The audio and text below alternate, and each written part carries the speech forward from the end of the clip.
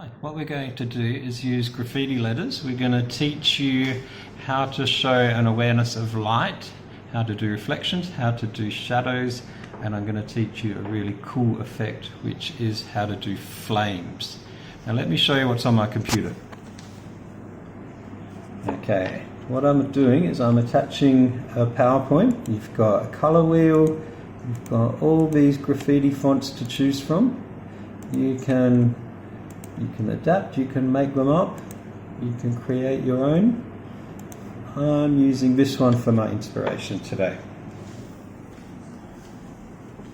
Okay, so use anything you have. Markers, I'm going to draw in crayon because I've got those really thick shadows showing up easily.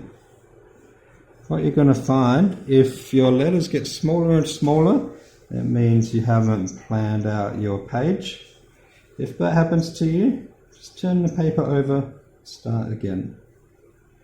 Okay, so my name is Nico. Now, first thing I'm going to do, actually I'll do it in marker because I can do better lines. Light coming from this direction. So what I'm going to do is I'm going to put some reflections in on that side. So this is your challenge to think about. Where would reflections be if light was hitting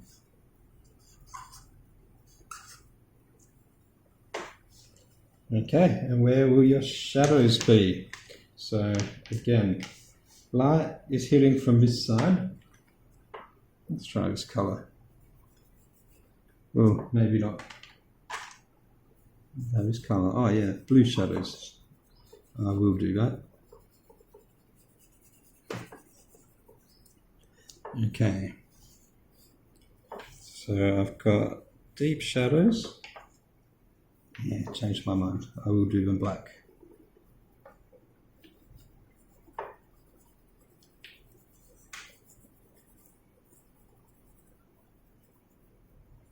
Okay, shadow here.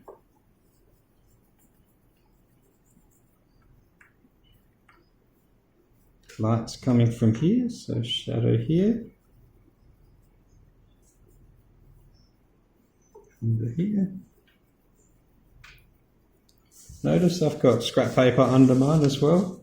If you're working in marker, it's a really good idea. Protect your table. You don't want Mum and Dad getting mad at you for getting marker on their table.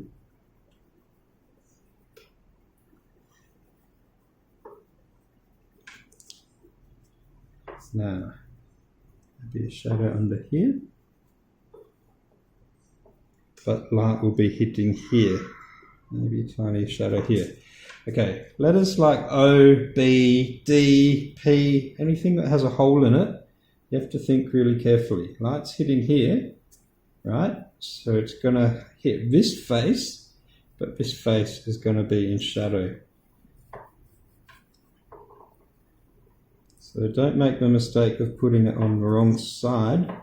If you have B's, O's, A's, any letter that has a hole in it, you have to think about this. Okay, so now what I've got is reflections and shadows. Now, I'm going to teach you how to do flames. So, to do flames, you need yellow, orange, and red, and you've got to do it in a specific order, which is starting with yellow at the bottom. So you do your flame shapes. And what's also cool, if you do a little bit licking up into the next level. So just follow the formula, it works every time.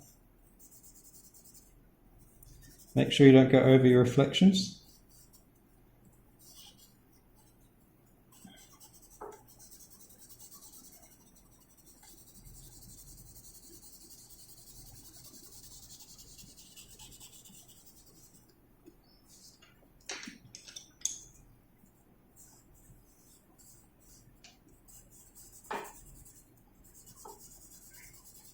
So the next colour is going to be orange.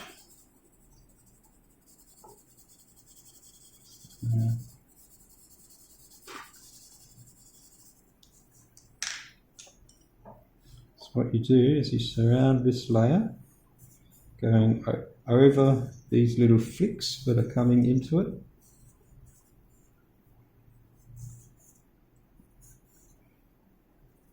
And you're going to do a few more into the next colour, which will be red.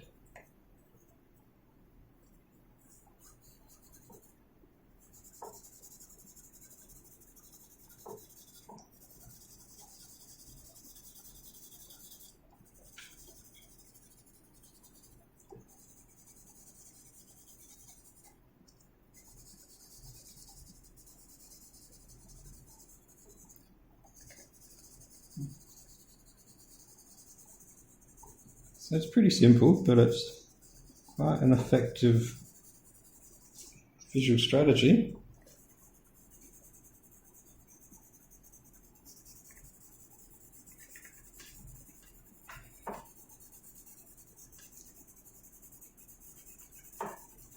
Right, I'm ready for my last colour, red.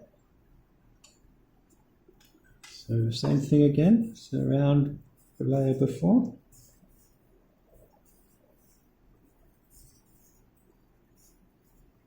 And if you have room to do a couple of extra flicks, by all means do.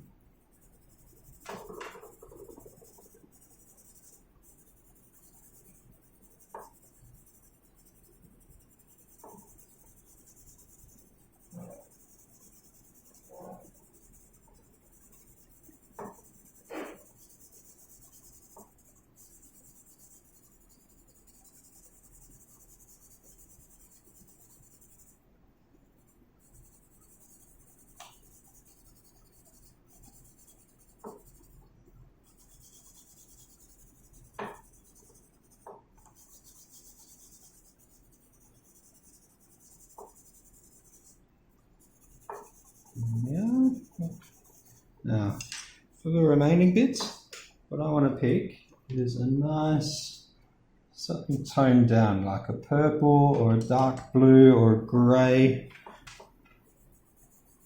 and that's just going to fill in the remaining space. If you can, try to keep all your strokes in the same direction, and I'm doing it at a direction different to the flames, so it reads as a separate plane.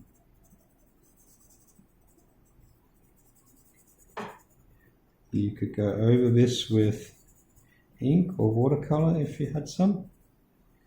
That would soak into the spaces between where paper's showing. Don't have to use colour pencils, you can use your coloured markers, you can use crayons, anything you have that works. We have the flame effect. I've done a graffiti font, I've written my own name, I'm showing reflections, I'm showing shadows, I'm showing an awareness of where light is coming from, and I've created the flame effect.